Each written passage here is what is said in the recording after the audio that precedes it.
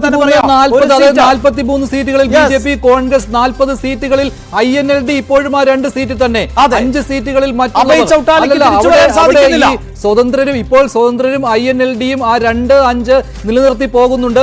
Dushyant ചൗത്താല JJP പിന്നിലാണ്. ഇപ്പോൾ INLD 3 സീറ്റുകളിൽ ലീഡ് ഉണ്ടായിരുന്നു. ആ 3 സീറ്റുകളിലേക്ക് വേണമെങ്കിൽ വരാവുന്ന ഒരു സാഹചര്യം പോലും ഉണ്ടല്ലോ അഭിലാഷ്. ഇപ്പോൾ അങ്ങനെയാണെങ്കിൽ INLD ഇതിൽ നിർണായകമായ ഒരു ഘടകമായി മാറും. പക്ഷേ അപ്പോഴും 3-നപ്പുറത്തെ എന്ന ഒരു നമ്പറിലേക്ക് നമുക്ക് പ്രതീക്ഷിക്കേണ്ടതില്ല എന്ന് വേണം നമുക്ക് ഈ ഘട്ടത്തിൽ അനുമാനിക്കാൻ. മഞ്ജുഷ, ഈ 3 എന്നതായിരുന്നു അവിടെ അഭയ് ചൗട്ടാല ഉൾപ്പെടെ ലീഡ് ചെയ്തപ്പോഴായിരുന്നു 3 എങ്കിൽ ഇപ്പോൾ അർജുൻ ചൗട്ടാലയും ആദിത്യ ദേവിലാലും മാത്രമാണ് 45 BJP, 38 കോൺഗ്രസ് എന്നായി മാറിയിരിക്കുകയാണ്.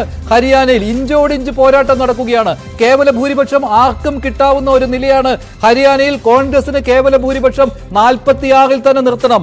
BJPക്ക് രാഷ്ട്രീയ കരുനീക്കങ്ങൾ നടത്തുവാനുള്ള സാഹചര്യം കൂടുതലാണ് ഹരിയാനയിൽ. ആയാറാം ഗയാറാം ഒരുപാട് കളികൾ കണ്ടിട്ടുള്ള ഹരിയാനയിൽ ഇപ്പോൾ ഇഞ്ചോടിഞ്ച് പോരാട്ടം. 45-38, കോൺഗ്രസ് 40-നും താഴേക്ക് എത്തിയിരിക്കുകയാണ്. BJP 1 സീറ്റിന്റെ മാത്രം അകലെ. കേവല ഭൂരിപക്ഷത്തിന് വേണ്ടത് 1 സീറ്റ് മാത്രം. 45-38, 2 INLD, 5 സ്വതന്ത്രർ. ഇതാണ് ഇപ്പോൾ ഹരിയാനയുടെ ചിത്രം. അങ്ങനെ തീർച്ചയായും വരുമ്പോൾ നമുക്ക് കാണാൻ സാധിക്കുന്നു ഒരിക്കൽ കൂടി വീണ്ടും അല്പസമയം മുമ്പ് ഈ മാജിക് ബാൾ നോക്കുമ്പോൾ അവിടെ മുഴുവൻ ഹരിയാനയെ സംബന്ധിച്ചിടത്തോളം അവിടെ നീല ചിത്രം അല്ലെങ്കിൽ നീല എന്ന നിറത്തിന്റെ ആധിപത്യമാണ് നമുക്ക് കാണാൻ സാധിച്ചതെങ്കിൽ ഇപ്പോഴിതാ വീണ്ടും കാവി കൂടുതലായി വിരിയുന്ന സാഹചര്യം ഉണ്ടാകുന്നു. കാവി പുതയ്ക്കുന്ന ഒരു സാഹചര്യം ഉണ്ടാകുന്നു. മാജിക് ബാൾ നോക്കിയാൽ നമുക്ക് ഈ ചിത്രം, അതായത് ഹരിയാനയുടെ ഒരു പൊതു ചിത്രമാണ് ഇപ്പോൾ ഈ ദൃശ്യങ്ങളിൽ നമുക്ക് കാണാൻ സാധിക്കുന്നത്.